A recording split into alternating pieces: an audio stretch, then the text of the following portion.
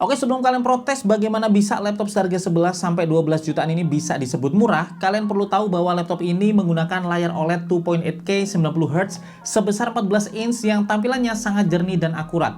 Prosesornya pun hadir dengan AMD Ryzen 7 5800H, di mana seri H ini beda ya dengan prosesor mobile seri U yang merupakan prosesor ultra low voltage. Karena prosesor seri H ini merupakan prosesor high performance dengan daya yang lebih besar yang tentunya memberikan performa lebih besar juga. Nah, dia juga hadir dengan 16GB RAM, 512GB SSD, dan kalau kita ubah kategorinya ke laptop OLED bertenaga, price to performance laptop ini sangat-sangat bagus dan auto bikin laptop flagship lain terasa kemahalan. Inilah Asus VivoBook Pro 14 OLED M3400. Gue Feby yang penting dan subscribe kalau kalian suka ngikutin perkembangan gadget dan teknologi kayak gini guys. Dan yang pertama, kalau kita lihat dari sisi desainnya, dia cukup compact ya dengan tebal 18,9 mm dan berat 1,4 kg. Nah, tampilan ini terlihat premium dengan warna ala metal di seluruh bagian bodi meskipun material metalnya hanya di bagian atas, tetapi finishing yang sama membuat desainnya terkesan full metal semua. Nah, logo Asus VivoBook ada di atas ya dengan konsep desain yang cukup minimalis.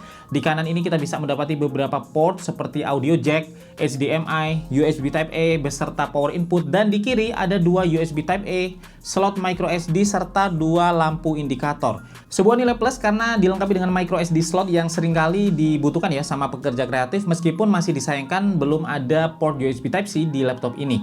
Nah, untuk konektivitas wireless dia udah support Wi-Fi 6 dual band ya dan juga Bluetooth 5. Untuk lubang ventilasi dia memanjang ya dari engsel sebelah kiri ke sepanjang sebelah kanan, dan ada juga di bagian bawah ini cukup banyak, dan di bagian bawahnya ini udah dilengkapi dengan rubber juga biar nggak gampang geser ya waktu dipakai di meja. Nah, kalau kita buka, mata mungkin langsung tertuju sama layarnya ini guys, yang menggunakan layar OLED 14 inch 90Hz beresolusi 2.8K. Nah, layarnya ini udah DCI-P3 100%, Pantone validated, VESA HDR True Black yang secara tampilan juga terlihat sangat jernih, tajam, dan punya reproduksi warna yang akurat. Dan menariknya di layar OLED seperti ini, di tingkat brightness yang rendah sampai 11% pun warna visualnya masih bisa sama detailnya seperti di tingkat brightness yang tinggi 100%. Nah, secara tampilan layar OLED ini enak banget ya buat harian, baik itu buat kerja kreatif kayak edit foto atau video dengan detail dan akurasinya, sampai kerja kantoran karena nyaman di mata dan nggak bikin lelah dipakai dalam waktu yang lama. Nah, untuk performa tadi sempat gua singgung juga di awal video, laptop ini hadir dengan prosesor mobile AMD Ryzen 7 5800H dengan RAM 16GB dan SSD 512GB. Ini prosesor dengan desain fabrikasi 7 nanometer dan dengan teknologi inovatif yang dimilikinya, AMD Ryzen 7 5800H ini mampu menghadirkan prosesor dengan 8 full performance core pada sebuah laptop tipis dan ringan kayak gini. Sehingga laptop ini juga bisa memberikan mobilitas terbaik ya kepada pengguna dengan baterai life yang awet dan juga kinerja kencang untuk menangani berbagai aplikasi berat kayak misalnya Adobe Photoshop atau juga Adobe Premiere Pro. Dan dengan TDP prosesor 45 watt dan integrated AMD Radeon Graphics, laptop ini juga cukup mumpuni untuk casual gaming. Waktu dipakai buat main game kayak Shadow of the Tomb Raider yang lumayan berat di resolusi Full HD dengan setting rata kiri, dia memang cuma sanggup menghasilkan frame rate yang kurang playable ya di 28 fps, tetapi kalau digunakan untuk bermain game yang lebih casual seperti Street Fighter V misalnya dengan resolusi Full HD dan picture quality di set di medium, performa Radeon Graphics berbasis AMD Ryzen 7 nanometer ini udah memadai dengan frame rate mendekati 60 fps. Nah, untuk kecepatan SSD-nya pun cukup kencang ya dengan kecepatan baca mencapai lebih dari 3500 MB per second dan kecepatan tulis di angka 2600 sampai 3000 MB per second. Untuk baterainya sendiri menggunakan lithium ion 3 sel ya, berkapasitas 50 Wh yang buat aktivitas ringan harian kayak olah dokumen di MS Office bisa bertahan sekitar 8 jam. Chargingnya juga udah cukup cepat dengan output 90 Watt, meskipun sayangnya dia belum support charging via USB Type-C karena memang nggak ada port USB Type-C-nya. Nah, kalau untuk webcam ada HD cam di sini dengan privacy shutter manual yang bisa kita geser ya untuk buka tutup kameranya, dan di sebelahnya sini ada mic yang udah dilengkapi dengan AI noise cancelling untuk sampel webcam dan juga rekaman mic-nya kalian bisa langsung lihat aja di layar. Oke, jadi kayak gini ya untuk sampel webcam yang direkam dengan menggunakan laptop Asus VivoBook Pro 14 OLED M3400 ya. Dan kayak gini untuk hasil rekaman webcamnya kalian bisa lihat Ini gue rekam di ruangan ya, dengan cahaya ruangan dari lampu aja, jadi nggak pakai lighting macam-macam, cuman pakai lampu kamar biasa. Dan juga ini gue rekam di kamar yang ada AC di sana dan juga ada air purifier ya di belakang. Jadi di real life-nya ini ada suara fan sedikit ya di kanan dan kiri. Cuman mungkin kalian nggak bakal dengerin di videonya karena memang untuk mic-nya udah ada AI noise cancellingnya, jadi mungkin suaranya udah bersih ya, tinggal suara gue aja. Dan kira-kira kayak gini lah yang bisa kalian dapetin ya kalau lagi video call atau juga lagi online meeting ya, atau lagi rekam dengan menggunakan webcam dan mic dari laptop ini. Dan ya, kalian bisa nilai sendiri kayak gimana kualitasnya, silahkan tulis saja di kolom komentar. Untuk keyboardnya sih cukup nyaman ya, peletakan tombol dan key travelnya buat ngetik dia cukup cepat dan akurat. Di tombol enternya ini ada pola garis-garisnya gini, dan shortcut di sini udah lengkap juga, termasuk ada shortcut untuk buka My Asusnya.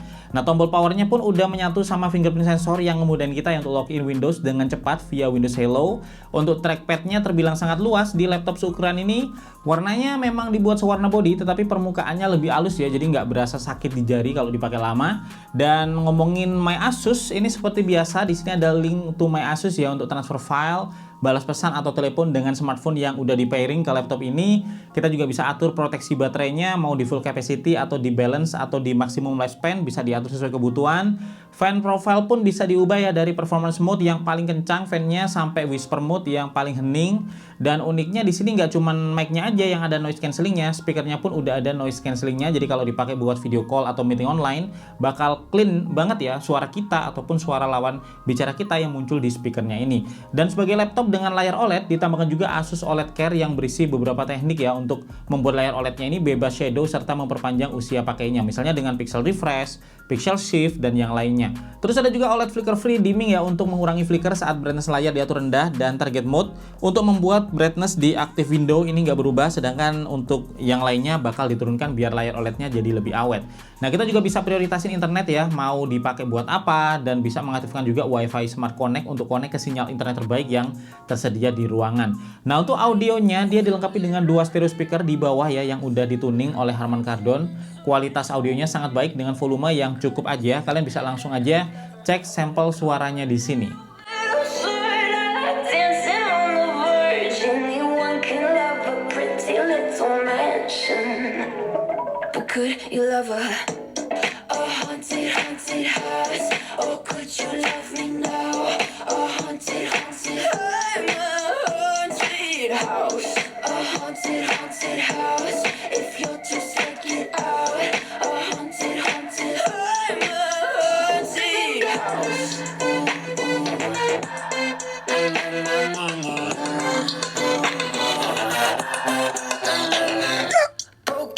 And a warning scribbled on my wall saying that you better turn around. Be the first to try to burn me down. You too. Would you love me with my words till the coffins and the doors try to break me like a curse? You know that will never work. I'm a little bit absurd, dancing on the verge. Anyone can love a pretty little mansion. Dan untuk harganya dia punya beberapa varian dengan harga yang berbeda di masing-masing varian. Kalian bisa cek aja di layar ya untuk detail varian dan juga detail harganya, yang dimulai dari 11,2 jutaan untuk varian terendah sampai di 12,7 jutaan untuk varian yang paling tinggi. Dan semuanya udah include dengan Windows 11 Home dan juga Office 2019 Home and Student. Dan dengan layar OLED-nya yang luas dan beresolusi tinggi juga serta performanya yang kencang di rentang harga mulai 11 jutaan, Asus VivoBook Pro 14 OLED M3400 ini rasa-rasanya bikin banyak laptop flagship lain terasa kemahalan ya. Dan kalau memang kalian butuh laptop untuk pekerjaan yang butuh akurasi warna atau pemakaian lama di depan layar dengan performa yang juga kencang untuk harian, gua rasa laptop ini bisa jadi salah satu pilihan. Nah, itu dulu yang bisa gua share hari ini guys. Kalau ada pertanyaan langsung aja sampaikan di kolom komentar. Gua Febian dari Pintino pamit dulu guys, sampai ketemu lagi di video teknologi lainnya besok.